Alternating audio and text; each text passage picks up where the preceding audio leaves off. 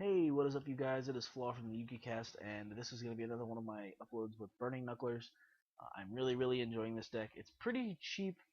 This version, not quite as much, because I run these guys. These are about 10 a piece, and these guys are like $1 a piece. These guys like 120 a piece. No, 220 a piece. Last time I checked on eBay.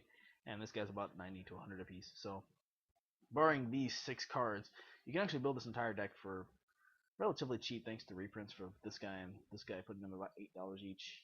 This card can get a little pricey, but all these guys up here are a quarter, like literally a quarter a piece on TCG Player. These guys are like $2. This guy I think is 3 or 4, as I mentioned earlier. And my extra deck is still kind of in progress, but this is my deck. I wanted to get you guys' opinions on it. It's kind of in the rough draft stages. One thing I'm learning as I play the deck is I have to play this version really conservatively. And one thing that I'm running into a lot, I've played probably 7 or 8 games of this deck tonight, and I will always see 2 of this guy before I ever see 1 of these guys, and that sucks. I'm considering bumping this to 3, as well as bumping max C to 3, because I've played several E-Dragon players, and I've beat all but 1 of them. You're about to see one of the better games, one of the more decisive wins for me, because I just opened so good. But this card right here just does so much work against E-Dragons. It does a little bit of work against Prophecy. This guy does most work against Prophecy, but I'm really considering bumping this to 3. I just have to find room for a third of this and a third of this. I really like only having 2 of this guy. I still, running 3 of this guy, I never see him enough. That's kind of the problem. But so far, my primary play has been if I have a monster in grave already, preferably him. Like depending on my hand, like if I have this guy in hand, I'll typically this guy and Foolish Burial this guy, and then my next turn he'll bring out him, and then if I draw this guy, I can just special summon him from my hand in main phase 2. I've learned to do that in main phase 2 always now, after that very bad misplay with Quasar. But yeah, and I mainly use these when I need to make a big eye. I've made 1 big eye tonight with this deck. I have not made a Draco Sack. I don't think I'll ever make Draco Sack with this deck, but he's there just in case. But I'll use these for the big eye play. The problem that I have is I can't. It's really hard sometimes to get both of these guys, to get both of these out at the same time to make the big eye or Draco Sec play. But I don't want to add any more elemental dragons, because the only reason that these 4 work is because everything in the deck is fire except for my hand traps. So that's kind of the logic there. But this is my build. Let me know what you guys think.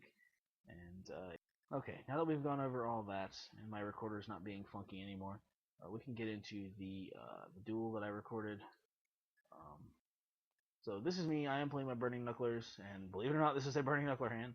I'm gonna Foolish Burial Glassjaw. It's just, for me, it's really preferable to have him in the grave as early as I can, because I'm either going to draw into a switch hitter to put in the grave to get him out of the grave, so that as I stack my grave with more of these guys, then he can just start putting them back in my hand.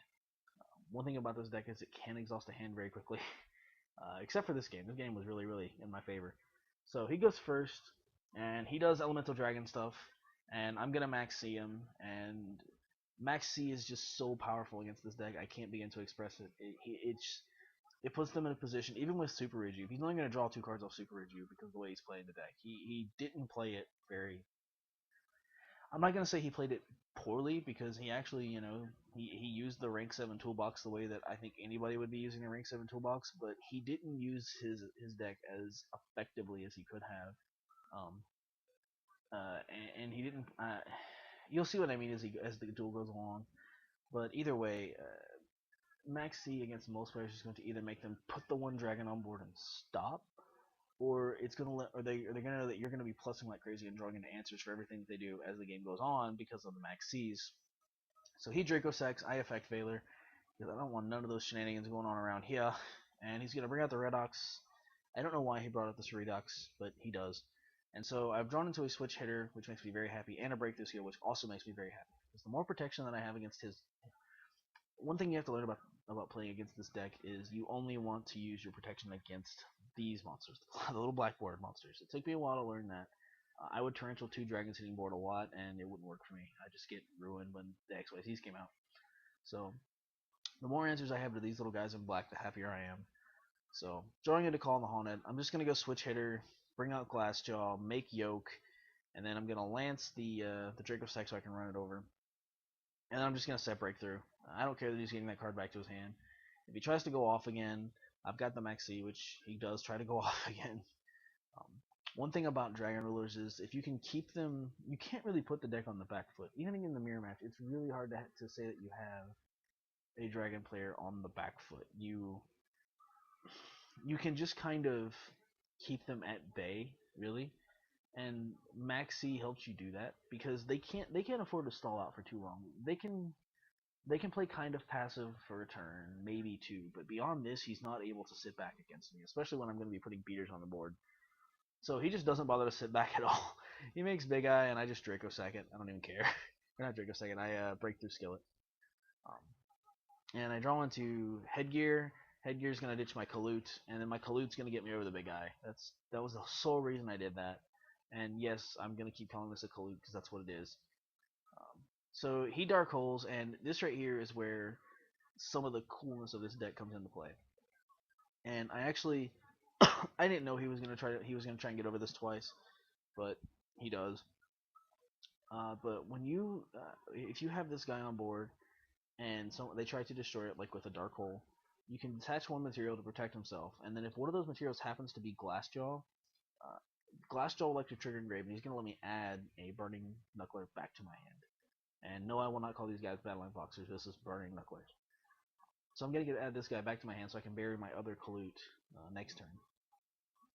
So that's kind of what I do, and now I have a 3k beater that, his original plan, Summon Title, get over it, well, that doesn't work anymore, because he can't. And he sets Exploder Dragon. I've never seen this deck play Exploder Dragon. I've seen a few builds that play the level 1 Dragoonity Tuner, so they can make like Stardust and Crimson Blader and stuff like that, which are all really powerful cards in their own right. Need some water. But I've never seen them play Exploder Dragon. Maybe that's just his personal tech. I don't know. Let's see if there's anything that he can make use of it with in here.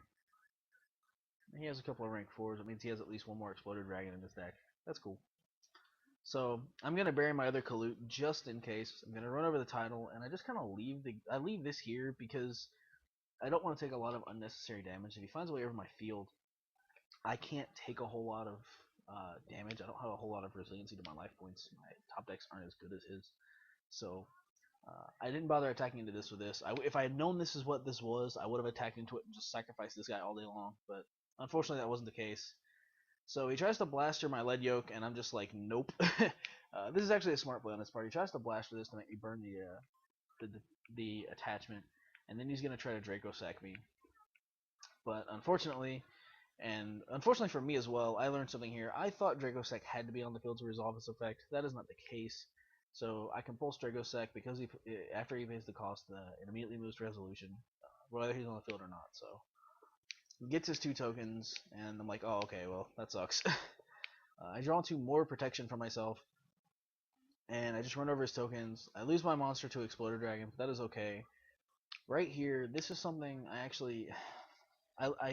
heard Robbie Cole talk about this in a video, and I've spoken to a few of my friends who play this deck, and this is very true. When you have a Dragon player, and this doesn't happen often, but it does happen, when you can put a Dragon player to no cards in hand, if you have a way to make Abyss Dweller, make Abyss Dweller. Because now, his only outs to me, the only way he's going to be able to summon monsters, the only way he's going to go plus them or anything, is going to be off of these 3, technically 4 dragons in his graveyard. These are his outs. These are his ways around me, and Abyss Dweller says he can't use them. So I'm going to make Abyss Dweller. He is going to scoop this turn. He attempts to use Redox. I said no. That's the game. He scoops it up. And this is kind of how you play Burning Knucklers against E-Dragons. You basically just rely on your superior protection.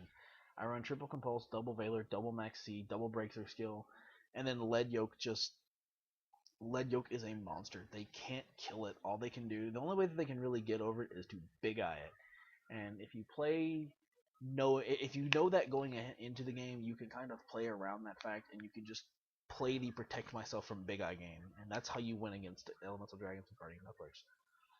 So that's the video, guys. I will say that the deck does not have any resiliency. It does not have a good matchup against Prophecy yet. I'm working on that. Maybe when I can find more effective ways to get out Big Eye, I can and more reliably get out Big Eye, I can work EEV into the sideboard and just kind of rely on my game 2 and 3 presence to win against Prophecy. But as it is, Prophecy Prophecy raffle stomps this deck all day long. It's kind of sad. but it does have a decent matchup against E-Dragon, and that's actually a good thing, and it's very cheap. So if you want to beat a $1,900 deck, which E-Dragons do price at $1,900, we tried it the other we priced it the other day, with a roughly $25 deck, this is the one to do it with because they will not like you as they do it. This guy was he was not happy to lose. I don't know how to believe. So yeah, that's the video, guys. I hope you have enjoyed. Let me know what you thought. Let me know what you think of my build. Let me know what I'm doing wrong as I play. Like I said, I'm still learning the deck. But yeah, I hope you guys enjoy, and I will see you guys next time. Be sure to like, comment, subscribe, and I'm out. Peace.